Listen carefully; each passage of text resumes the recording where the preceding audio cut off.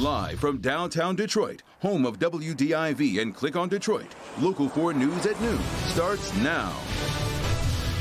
COVID-19 infections and hospitalizations in the United States are higher than ever before.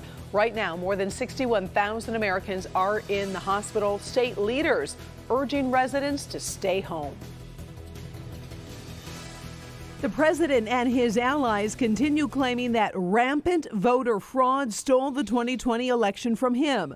Election officials representing both political parties saying there is no evidence that fraud played a role in the outcome.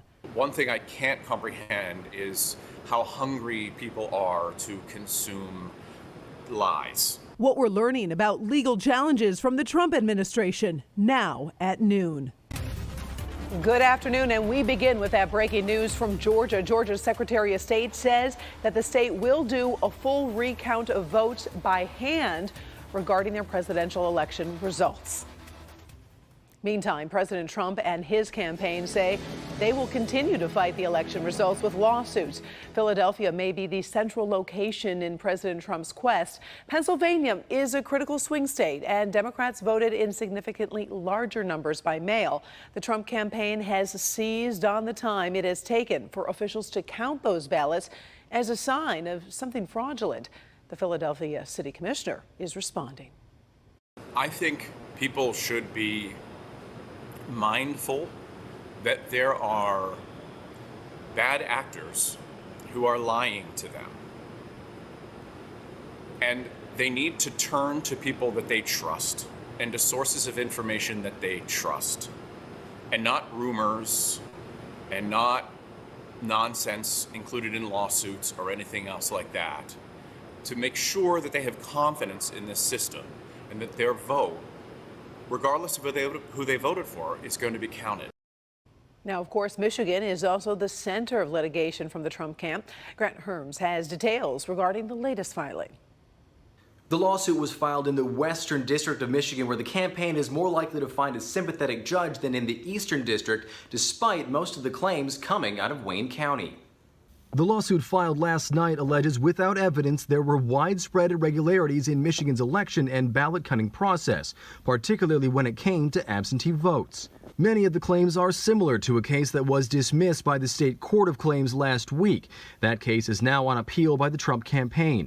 But unlike last week's case, the most recent lawsuit comes with 234 pages of signed affidavits of people claiming to have witnessed poll workers or were told about poll workers acting suspiciously. Among their claims were allegations of votes being counted twice, GOP poll challengers being blocked from seeing ballots, and allegedly backdating ballots that arrived late. The campaign did not provide evidence beyond those supposed eyewitness accounts. Many of the claims are similar to other unfounded fraud claims from past elections. Legal experts say these claims are unlikely to make it far in the courts. We're really just going to have to see how this plays out. But ultimately, and coming back to your original question, the likelihood of actual success and defining success by changing the result of the nationwide election is very, very, very low.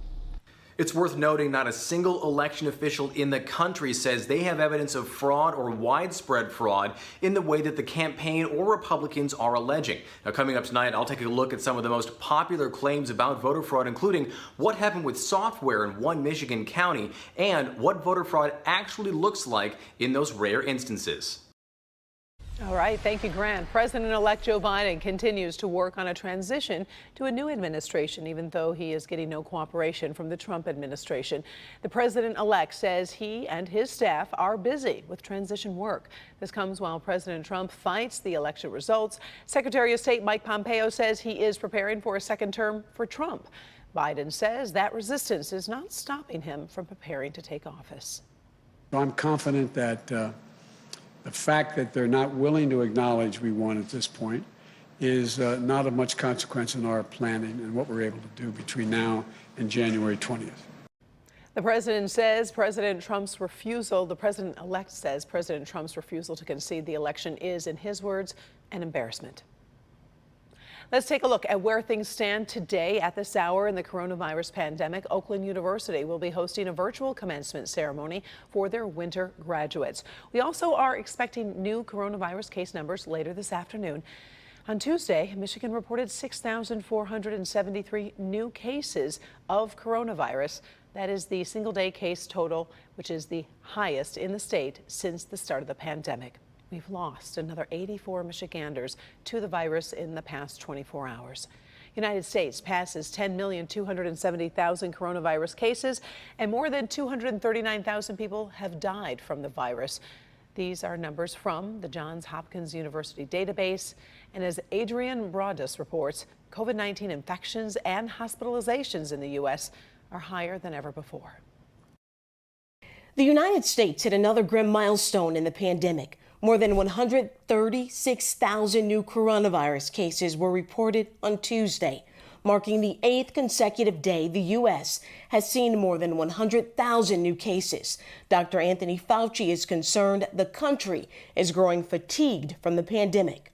I hope that the fact that people realize that help is on the way in the form of a vaccine, and soon, that would get them to be even more motivated to do the public health measures, because when you know help is on the way, don't give up.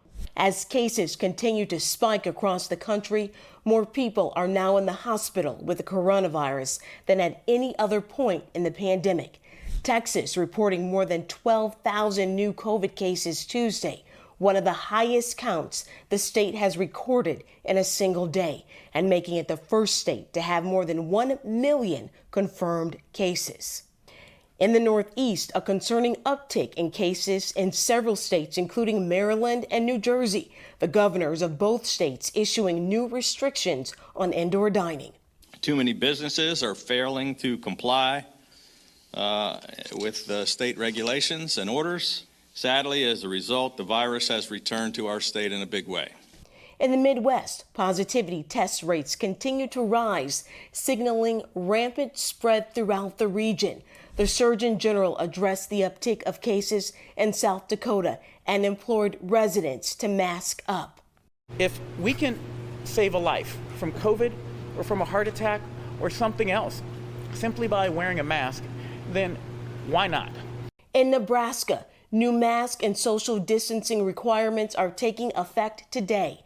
And in Wisconsin, more than 7,400 new cases reported Tuesday. Governor Tony Evers issued a new executive order advising the people of Wisconsin to stay home. Wisconsin, this is serious. The crisis is urgent. And here in Illinois, the state reported more than 12,000 new cases on Tuesday. In the suburbs of Chicago, lines of cars stretching back for miles of people waiting to be tested. And that was Adrian Broadus reporting. Now, speaking of Chicago, starting on Friday, there is a new travel quarantine system that goes into effect there. So if travelers return from Michigan, they must quarantine. Michigan is the last Midwestern state to be put on that list. All right, hope you enjoyed it while it lasted. Brandon said things were going to change as we take a live look outside through our sky cam. Great shot of downtown Detroit. Nice blue sky. Sun is out, but boy, sure different than yesterday, Brandon. An abrupt end to our warm stretch, Karen, no doubt about it. Temps in the 70s going all the way back into last week. So right now we're at 49 and 50 degrees on the east side, but west side seeing more cloud cover, low and middle 40s. Any way you slice it, comparing noon temps today to noon temps yesterday, 20 to 30 degrees cooler. And that's what we anticipated. We will see low 50s. We have the clouds in our west zone coming off of Lake Michigan. Cold air and winds creating just a little bit of cloud cover, but the winds are dying down, and so we expect a lot of the cloud cover to erode. Barely low 50s today. Chilly stuff coming for the next couple of nights, Karen. And as we head into the weekend, what do we expect? We've got it all coming up. All right, we'll check back with you in a little bit, Brandon. President Trump takes part in a public ceremony for veterans today. He was joined by First Lady Melania Trump and Vice President Mike Pence. The president laid a wreath at the tomb of the unknown soldier at Arlington National Cemetery. The event honors the men and women who have served in the armed forces during both war and peacetime, as well as those currently serving in our military. Meantime, President-elect Joe Biden marked Veterans Day this morning in Pennsylvania. Biden, along with his wife, Dr. Jill Biden, making a stop at the Vietnam Veterans Memorial in Philadelphia. Here at home, several communities are celebrating this special day with socially distant celebrations. Take a look here. The Metropolitan Detroit Veterans Coalition held its 15th annual Veterans Day parade virtually. The event featured video from previous Veterans Day parades and a live-streamed 4K race. Now in Macomb County, a virtual veteran celebration took place at Sterling Heights Community Center. The event included remarks from veterans and a 21-gun salute from Sterling Heights Police and Fire Honor Guards. Veterans can enjoy some of the area's beautiful parks today for free. The Huron-Clinton Metro Parks are waiving park entry fees to all 13 parks in Metro Detroit. Golf courses, they're still open, but fees still apply. If Metro Detroiters buy a pass for next year before the end of the year, they will get a $5 discount. The Department of Interior is taking that a step further, now saying fees to national parks will be permanently waived for veterans and families who have lost a loved one in service to the country. The department is already waiving fees for active duty military, so the new policy does take effect today. Still to come, at noon, a second wave. Hospitals in Europe struggle to care for victims of the coronavirus. And a report from Paris next.